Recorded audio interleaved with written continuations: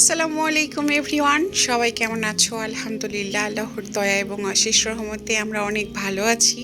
আশা করি আল্লাহ তোমাদেরকেও ভালো রেখেছেন এবং সুস্থ রেখেছেন। আল্লাহ এই রহমতের মাসে সবাইকে রহমতের ছায়ায় আসলে রাখুক সব সময়। এটাই আসলে প্রত্যেকটা মুসলমানদের আমাদের চাওয়া। আমরা যেটাই করি না কেন আমাদের একটাই আসলে টার্গেট যেটাকে বলতে পারি, সেটা থাকে যে রোজা রাখতে হবে, নামাজ পড়তে হবে, প্লাস হচ্ছে যে ইফতারি সেহরি এগুলো কিন্তু এই মাসের জন্য আমাদের একদম প্রযোজ্য হয়ে যায়। যদিও আমরা মুসলমান, আলহামদুলিল্লাহ যে আমাদের উপরে নামাজ ফরজ, রোজা ফরজ, হজ ফরজ, এই ফরজগুলো কিন্তু আমাদের উপরে সবসময়ই থাকে। যেমন নামাজটা আমাদের ওপর সবসময় ফরজ, কিন্তু এই মাসটাকে ঘিরে কিন্তু আমাদের আসলে যত চাওয়া পাওয়া, রহমত বরকত সব কিছুই কিন্তু এই মাসটাকে ঘিরে একটু বেশিই থাকে। এজন্যই তো এটা রহমতের মাস। তো আমাদের তো রহমতের মাস আলহামদুলিল্লাহ খুব ভালো কাটছে। তোমাদের কার কেমন কাটছে অবশ্যই জানিও। এক মাসের এই রমজান মাসটাকে কিন্তু আমরা কোনোভাবেই অবহেলায় কাটাতে পারি না। আমি তো যেগুলো আসলে বেসিক যেগুলো মান্য করছি সেগুলো তোমাদের সঙ্গে আমি এখন শেয়ার করব। যেমন আগে আমি একটু সময় পেলে বেশি বেশি ফোন দেখতাম বা একটু টিভি দেখতাম, বা মনে হতো যে না এই কাজটা এখন না পরে করব। আমি যদিও সবসময় একটা টাইম বা মাইন্ড সেট আপ সবসময় করে রাখি, যেহেতু দুইটা বাচ্চা থাকে, তারা স্কুলে যায়, সেক্ষেত্রে একটু টাইমটা মেনটেন করে আমার সংসারে সবসময়ই কাজকর্ম করতে হয়।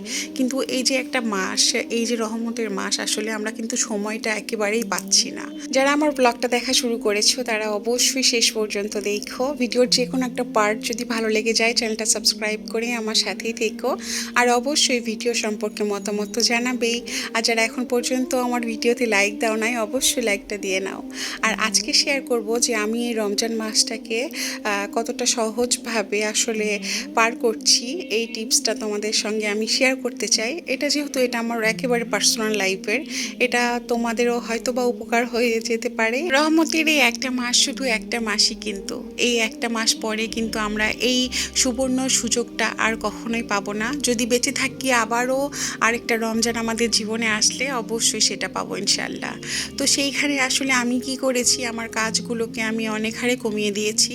মানে বেসিক্যালি বলতে গেলে যে একদম নেসেসারি যদি না হয়, যে না এটা করতেই হবে, চলতেছে না, তখন আমি করছি। আর নইলে আমি দিনের কাজগুলোকে এতটা চাপ কমিয়ে দিয়েছি। ধরো আমার একটা ওয়াল শোকেস আছে, এটাকে আমার প্রয়োজন নেই সাজানো বা গোছানো, তাহলে আমি কেন এটাতে সময় নষ্ট করব? কেননা এখন বাচ্চাদের স্কুল চলছে, প্লাস আমার দুইটা ছোট ছোট বাচ্চা।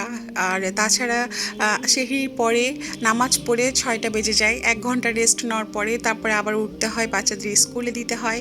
এবং ওই যে বললাম না যে খুব একদম গলা অবধি চলে এসেছে, সেগুলো কাজ তো আমাদের করতে হয়, তাই না? আমরা হাউস ওয়াইফ, আমাদের অনেক দায়িত্ব আছে, ছোটোখাটো অনেকগুলো কাজকর্ম থাকে যেগুলোকে আসলে আমরা ফেলে রাখতে পারি না। বাট এমনও কিছু কাজ থাকে যেগুলোকে আমরা অনেক সময় ভাবি যে না এটা করে ফেলি, আমাদের ভালো হবে, তো ওইটা না ফেলে রাখি আপাতত। আমি তো এটাই করছি। আর বিশেষ করে আমি ইফতারের ক্ষেত্রে ওই যে আগে থেকে কিছু ফ্রোজেন ইফতার করে রেখেছিলাম। ট্রাস্ট মি, এটা করে আমার এখন এত ভালো লাগে যে আমি এটা কখনো এর আগে কখনো ট্রাই করি নাই কেন। আমি তো নেক্সট টাইম যখন আল্লাহ তাআলা বাঁচিয়ে যদি রাখি, অ্যাকচুয়ালি আমি এগুলো আসলে ফলো করব। এটা আসলে অনেক উপকার হয়। একটা ইফতারি আইটেম যখন তোমার করা থাকে আগে থেকে, ফ্রোজেন আইটেমটা তুমি জাস্ট বের করলে আর ফ্রাই করে জাস্ট সার্ভ করলে, তো এই জিনিসটা আসলেই অনেক হেল্পফুল হয়। আর আমি কি করেছি, আমি রান্নার কোয়ান্টিটিটা একেবারে কমিয়ে দিয়েছি। আমি একদম সংখ্যার দিকে যাই না যে এটা করেছি সেটা করেছি, নানা রকম আইটেমে আমার ডাইনিং টেবিলটা ভরে থাকবে, এটা আমি একেবারেই করছি না, এটা একেবারে টোটাল স্কিপ করছি। আমরা ইফতারির পরে কিন্তু রাতের ডিনারটা একেবারেই হচ্ছে না, আমরা ডিনার করছি না, সেহরির জন্য জাস্ট একটা আইটেম রাখছি বা দুইটা রাখছি, যেহেতু আমার বড় ছেলে আলহামদুলিল্লাহ রোজা রাখছে, বাচ্চাটার জন্য হলেও না একটু ভালো কিছু রাখলে না আমার বাচ্চাটা খুশি হয়ে যায়। তো সেইটা মাথায় রেখে না আমি জাস্ট একটার ওপর দুইটা এই আইটেম রেখে তারপরে আমি এই তো আলহামদুলিল্লাহ আজকে 5টা রোজা হলো, এই নিয়মটা ফলো করে যাচ্ছি। আর দিনের বেলা অযথা মোবাইল দেখা, টিভি দেখা, এগুলোর তো সময়ই নাই। সময় আসলে এতটা ইম্পর্টেন্ট হয়ে গিয়েছে, প্রত্যেকটা স্টেপ আমাদেরকে সুন্দরভাবে যদি আমরা মেনে চলি, সত্যি আমরা ইবাদতের সময় অবশ্যই পাবো। আমরা যতই গৃহিণী হই না কেন, আমাদের হাতে কিন্তু অনেক কিছু নিয়ন্ত্রণ করতে পারি। আমরা আমাদের সময়টাকে আমরা নিয়ন্ত্রণ করি, আমরা আমাদের ইবাদতে একটু বেশি সময় দিতে পারবো ইনশাল্লাহ। তো এই জিনিসগুলো না আমি খুবই মানার চেষ্টা করছি, হয়তো বা শেষ পর্যন্ত মানবো যদি আল্লাহ তাআলা সুস্থ রাখে এবং বাঁচিয়ে রাখে। তাছাড়া আলহামদুলিল্লাহ যে আমার পাশে আমার মা আছে, আমার হাজব্যান্ড আছে। এই রমজানের মাসে যদি মা আমার কাছে না থাকতো, আমার কিন্তু সত্যি আল্লাহর ইবাদত করা একটু মানে কমে আসতো, আমি হয়তো বা একটু কম সময় পেতাম। আর তাছাড়া আমার হাজব্যান্ড অনেক হেল্পফুল। আমি যখন কিচেন রুমে থাকি তখন আমার হাজব্যান্ড ফল ফ্রুট থেকে শুরু করে জুস বানানো বা প্লেটে সার্ভ করা, এগুলো সব কিছু আমার হাজব্যান্ড করে আলহামদুলিল্লাহ। তো এই তো আজকে ইফতার করছিলাম আর আমার ছোট ছেলে খুব কান্না করছিল, সে পিৎজা খাবে। আমার ছোট ছেলের না শরীরটা বেশি ভালো নেই, ও একটু জ্বর যাচ্ছে শরীরটা। তো তোমরা সবাই দোয়া করো। তো আলহামদুলিল্লাহ আজকে যেহেতু 5টা রোজা হয়ে গেল, ইনশাল্লাহ আগামী আর বাকি আছে 25টা, সেটাও যেন আল্লাহ তাআলা আমাদের করার তৌফিক দান করেন। তারপরে আমার হাজব্যান্ড হচ্ছে ইফতারির পরে যে বাচ্চাদের জন্য ছোট একটা পিৎজা এনেছে। আমার বাচ্চাগুলো না অসুস্থ হলে একেবারে ভাত খেতে চায় না, আর আমার ছোট ছেলে তো 2 দিন যাবৎ কোনো ভাতই খায় না, এমন অবস্থা হয়ে গিয়েছে। দ্যাটস ওয়াই আসলে কিছু জিদ তাদের আমাদের পূরণ করতেই হয় as a father and mother. তখন মনে হয় যে বাচ্চাটা অসুস্থ, যেটাই খাক না কেন তাও খাক, তো এই জন্যে আসলে নিয়ে আসা। তবে একটা কথা না বললেই না, আলহামদুলিল্লাহ এবারের রোজাগুলো কিন্তু কিভাবে চলে যাচ্ছে বুঝতেই পারছি না, খুব সুন্দর যাচ্ছে আলহামদুলিল্লাহ আমাদের রোজা। তো এইবার চলে এসেছি, আসলে ইফতার করার পরে আমি একটুখানি সময় পাই, মানে তারাবির আগে, তো সেই সময়টাতে ভাবলাম যে তোমাদের সঙ্গে তো কেনাকাটাটা আমি শেয়ার করি। এইসব আসলে বেতের বা কাঠের বলো, এইসব জিনিসপত্র যে আমার কাছে কি ভালো লাগে। আমি যদি পারতাম, মানে আমার হাতে যদি এই চয়েসটা দেওয়া হতো যে তুমি তোমার বাসাটাকে কিভাবে সাজাবা, আর ট্রাস্ট মি আমি কোনো লাক্সারিয়াস ফার্নিচার দিয়ে কখনোই সাজাতাম না।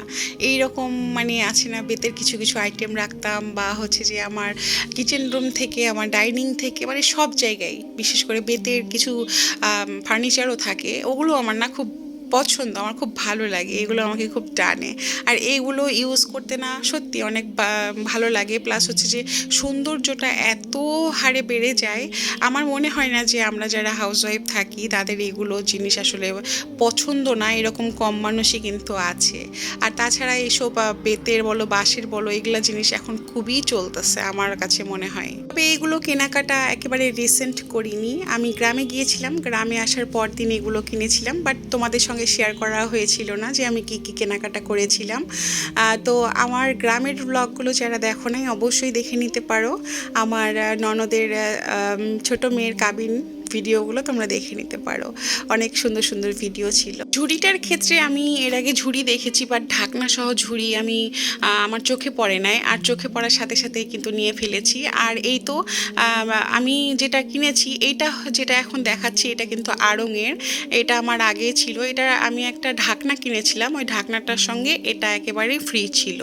আর এটার ফিনিশিংটা কিন্তু এতটা সুন্দর, এটা আসলে বেতের বা বাঁশের এটা আমি বলতে পারছি না, বাট আমি যেটা এই তো নতুনটা কিনেছি এটা কিন্তু টোটালি বাঁশের। আর এইটা একদম আছে না যে গ্রামে পাওয়া যায় সেই রকমটার মতো, এই জন্য আমি না কম্পেয়ার করলাম যে আসলে কোনটা বেশি ভালো। এটা হচ্ছে যে তারকাটা দিয়ে বেঁধে দিয়েছে, এটা সাবধানে ইউজ করতে হবে, নইলে হাত কেটে যাওয়ার সম্ভাবনা থাকবে। তবে জিনিসটা আমার কাছে ভালো লেগেছে, আমি আমার কিচেন রুমে ইউজ করতে পারবো। আর যেটা আড়ং থেকে নিয়েছিলাম সেটার ফিনিশিংটা আবার অনেক ভালো, যেটা ইউজের ক্ষেত্রে এতটাও সাবধানতা অবলম্বন করতে হবে না। তো দুইটা অলরেডি আমার কাছে হয়ে গেল। আর এটা তো ঝুড়ি, এই ঝুড়িটাও আমি ইউজ করব। আমার কাছে বেশ ভালো লেগেছে। তবে নিচের যে ব্ল্যাক কালারটা না, এই কালারটা মানে এক কালারেরটা ছিল। তো আমার কাছে মনে হয়েছিল এক কালারটা না নিয়ে আমি এই তো মাল্টি কালার হোয়াইট আছে, ইয়েলো আছে, পিঙ্ক আছে, এটাই নেই, তো এটাই নিয়েছি। তো তোমাদের কেমন লাগলো অবশ্যই জানিও। প্রতিদিন যখন আমি আমার লাইফস্টাইল ব্লগগুলো শেয়ার করি, অনেক আশা নিয়ে কিন্তু শেয়ার করি, তো সেইখান থেকে না আমার কাছে আমার ব্লগটা একটা ফ্যামিলির মতো হয়ে গিয়েছে, যার কারণে আমি তোমাদের সঙ্গে সব কিছুই শেয়ার করি। আমি কিছুদিন আগে কিন্তু এই ট্যাংয়ের যে জগটা সেটা ফ্রি পেয়েছিলাম একটা ট্যাংয়ের সঙ্গে। তো এটার রিভিউ আমি জাস্ট তোমাদের সঙ্গে একটু শেয়ার করতে চাই। আমি বলতে চাই যারা নাও নাই তারা এখনই নিয়ে ফেলো, এটা না আসলেই অনেক ভালো। আমি ভেবেছিলাম যে একদম হালকা হবে বা পানি ঢালার সময় পড়ে যাবে বা কতটুকু পানি ভালো লাগবে বা প্লাস্টিক প্লাস্টিক স্মেলও পেতে পারি। তো সেইখান থেকে আমি বলবো যে 380 বা 50 টাকার একটা ট্যাংয়ের সাথে যদি এটা ফ্রি পাওয়া যায় সেটা কিন্তু আসলেই ভালো। আর তাছাড়া না এটা মানে অনেক সুন্দর করে পানি পড়ে, মানে টিপ টিপ করেও পানি পড়ে না। প্লাস হচ্ছে যে আমি রমজান মাসটাতে কিন্তু এটাতেই জুস করে আমাদের ইফতার করা হচ্ছে আলহামদুলিল্লাহ।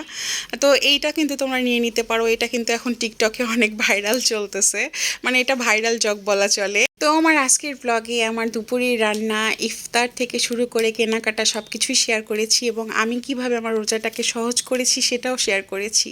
তো তোমাদের কেমন লেগেছে আমার পুরো ব্লগটা অবশ্যই জানিও। তোমরা ভালো থেকো, আজকের জন্য আল্লাহ হাফেজ।